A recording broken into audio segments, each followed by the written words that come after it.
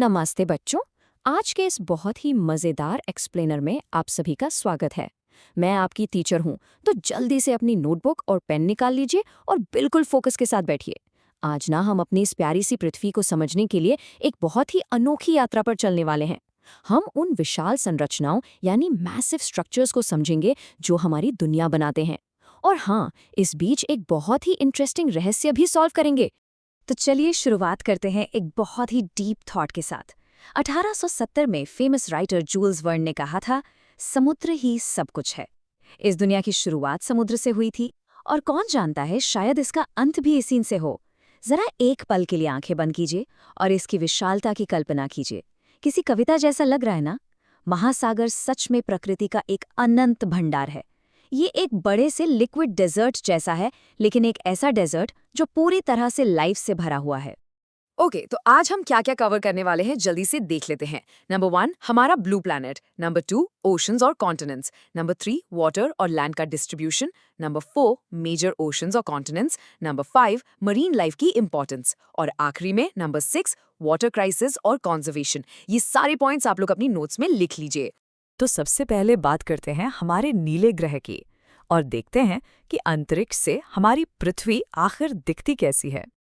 आपने कभी सोचा है कि अर्ली एस्ट्रोनॉट्स पृथ्वी को प्यार से ब्लू प्लैनेट क्यों बुलाते थे? एक काम कीजिए, अपनी नोटबुक में एक छोटा सा पाई चार्ट बनाइए। देखिए, हमारी पृथ्वी का लगभग 71% हिस्सा, मतलब लगभग 3/4 पानी से ढका हुआ है और बाकी बचा 29% हिस्सा हमारी जमीन है। जब धूप इस इतने बड़े ओशन पर पड़ती है ना, तो स्पेस से ये एक बहुत ही खूबसूरत नीले रंग का चमकता हुआ गोला दिखता है। अब थोड़ा स्पेस से नीचे आते हैं और इन मैक्रो स्ट्रक्चर्स यानी महासागर और महाद्वीपों को डिफाइन करते हैं। अपनी कॉपी में इस डेफिनेशन को बिल्कुल ऐसे ही लिख लीजिए। महासागर यानी ओशंस पृथ्वी पर मौजूद सबसे बड़े वाटर बॉडीज हैं जो खारे पानी के विशाल क्षेत्र से बने हैं। यहाँ सबसे ज़रूरी वर्ड है खारा यानी सॉल्टी। ये कोई सिंपल झीलें नहीं है बच्चों, ये आपस में जुड़े हुए सॉल्टी वाटर के मैसिव सिस्टम्स हैं जो पूरी दुनिया के क्लाइमेट को कंट्रोल करते हैं। अब आते हैं दूसरी डेफिनेशन पर। महाद्वीप यानी कॉन्टिनेंट। ये क्या होते हैं? ये पृथ्वी की सतह पर जमीन का एक बहुत बड़ा और कंटिन्यूअस हिस्सा होते हैं। ओशंस के लिक्विड फॉर्म के बिल्कुल ऑपोजिट कॉन्टिनेंट्स ठोस जमीन है। ये वही जगह है जहां हम रहते हैं, अपने घर बनाते हैं और अपना खाना उगाते हैं।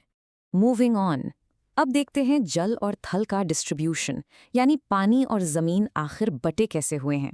तो क्या आपको लगता है कि ये 71% पानी और 29% जमीन पृथ्वी पर बिल्कुल इवनली डिस्ट्रीब्यूटेड है, जैसे हम आटे को अच्छी तरह गूंथते हैं? बिल्कुल नहीं।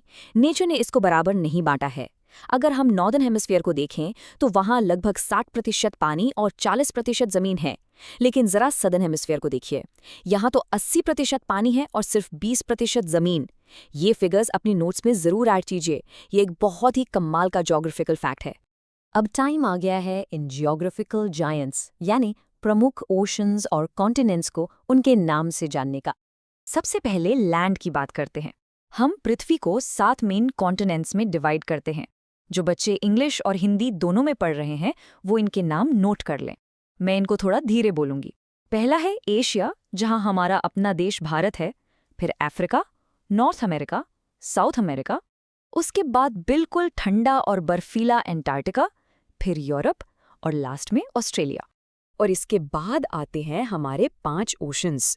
वैसे तो ये सभी एक दूसरे से नेचुरली कनेक्टेड हैं, पर आसान समझ के लिए हमने इनको साइज के हिसाब से रैंक किया है। सबसे बड़ा नंबर 1 पर है पैसिफिक ओशन यानी प्रशांत महासागर। नंबर 2 पर है अटलांटिक ओशन। नंबर 3 पर हमारा इंडियन ओशन, जिसे हम हिंद महासागर कहते हैं। नंबर 4 पर है सदर्न ओशन या एंटार्क्टिक ओशन। और नंबर 5 पर सबसे छोटा आर्कटिक ओशन, जो बिल्कुल नॉर्थ पोल के पास है। अब देखिए, ओशंस का कॉन्सेप्ट और अच्छे से समझने के लिए हम अपने ही देश का मैप देखते हैं। ओशंस के ना कुछ छोटे एक्सटेंशंस भी होते हैं, जैसे इंडिया के वेस्ट में है अरेबियन सी और ईस्ट में है बे ऑफ बंगाल। ये कोई अलग से ओशंस नहीं है, ये बस उसी विशाल इंडियन ओशन के ही हिस्से हैं जो जमीन से थोड़ा घिरे हुए हैं। हम इनको सागर या खाड़ी कहते हैं, पर एक्चुअली में ये सब उस एक ग्लोबल वाटर सिस्टम का ही पार्ट है। चलिए, ज्योग्राफी तो बहुत हो गई। अब समझते हैं मरीन लाइफ यानी समुद्री जीवन की इम्पोर्टेंस, जिसे हम लंग्स ऑफ द प्लैनेट भी कहते हैं। कभी सोचा है इस नीले पानी के अंदर कैसा मैजिक चल रहा है? ये समुद्र के अंदर कितने सुंदर कोरल रीफ्स हैं। ये बिल्कुल पानी के अंदर खिले हुए रंगीन बागीचों की तरह काम करते हैं। और एक बहुत इंटरेस्टिंग चीज नोटिस कीजिए, ये जो मूंगा या कोरल होता है ना, ये कोई पौधा नहीं है। ये दरअसल बहुत छोटे छोटे जानवर होते हैं जिनके शेल्स बहुत हार्ड होते हैं। और यही रीफ्स हजारों सुंदर कलरफुल मछलियों का घर होते हैं। समुद्र अपने अंदर इतनी सारी लाइफ छुपाए हुए हैं, बहुत ही स्मार्ट डॉल्फिन से लेकर सैकड़ों साल पुराने डीप सी टर्टल्स तक। लेकिन सबसे इंपॉर्टेंट बात जो आपको डेफिनेटली लिखनी चाहिए वो ये है, ओशंस में जो मरीन फ्लोरा होता है, जैसे छोटे छोटे एल्गी, वो पूरी दुनिया का आधे से ज्यादा ऑक्सीजन बनाते हैं। इसीलिए हम ओशंस को पृथ्वी के फेफड़े यानी लंग्स ऑफ द प्लैनेट कहते हैं। सीरियसली, इनके बिना तो हम सांस भी नहीं ले सकते। और आपको पता है, ओशंस इतने पावरफुल हैं कि हमारी डेली लाइफ और कल्चर पर भी इनका बहुत डीप इम्पैक्ट है। एग्जाम्पल के लिए इंडियन नेवी का मोटो देखिए, शम नो वरुणा। हमारे प्राचीन वेदों में वरुण को जल और समुद्र का देवता माना गया है। इसका खूबसूरत सा मतलब है जल के देवता वरुण हमारे लिए मंगलकारी हों। ये छोटी सी लाइन ये दिखाती है कि हम समुद्र से कितने गहरे रूप से जुड़े हुए हैं। अब हम आते हैं इस एक्सप्लेनर के सबसे क्रूशियल टॉपिक पर, वाटर क्राइसिस और कंजर्वेशन, जिसे मैं द ब्लू प्लैनेट पैराडॉक्स कहती हूँ। अच्छा, अभी अपने पेन जरा रख दीजिए और इस एक सवाल पर ध्यान दीजिए। अगर पृथ्वी का 71% हिस्सा पानी से ढका हुआ है, पानी ही पानी है, तो फिर हर जगह इस वाटर क्राइसिस या जल संकट की बात क्यों होती है? हम लगातार पानी की कमी के बारे में क्यों सुनते रहते हैं? इसी को हम ब्लू प्लैनेट पैराडॉक्स कहते हैं। इसका जवाब बहुत ही सिंपल है। याद कीजिए, हमने ओशन की क्या डेफिनेशन लिखी थी? उसमें सॉल्टी वर्ड था ना। ओशन का पानी बहुत खारा होता है। हम इंसान और ज़मीन पर रहने वाले ज़्यादातर जानवर इसको पी नहीं सकते। हमारा पूरा सर्वाइवल मीठा पानी यानी फ्रेश वाटर पर डिपेंड करता है, और ये फ्रेश वाटर पृथ्वी के टोटल पानी का एक बहुत ही छोटा सा हिस्सा है। ये हमें मिलता कहाँ से? ग्लेशियर से, बहती नदियों और झीलों से, बादलों के रूप में हवा से, और ज़मीन के नीचे यानी ग्राउंड वाटर से।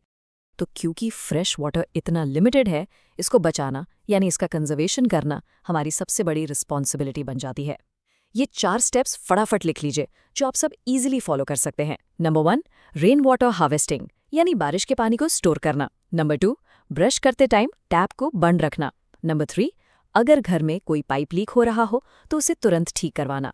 और नंबर 4, पानी को रीयूज करना, जैसे सब्जियां धोने वाला पानी आप पौधों में डाल सकते हैं। है ना आसान? तो बच्चों, आज की क्लास यहीं खत्म होती है। मुझे पूरी उम्मीद है आपने बहुत बढ़िया नोट्स बनाए हैं।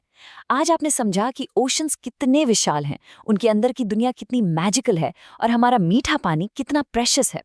जाते जाते मैं आपसे एक बहुत इंपॉर्टेंट सवाल पूछना चाहती हूँ। अब जब आप इस ब्लू प्लैनेट पैराडॉक्स को समझ गए हैं, तो आने वाले कल के लिए अपने ओशंस और फ्रेश वाटर को बचाने के लिए आप लोग क्या स्टेप उठाएंगे? सोचिएगा जरूर। आज मेरे साथ इस एक्सप्लेनर में जुड़ने के लिए बहुत बहुत शुक्रिया। Keep asking questions, keep learning, और हम मिलेंगे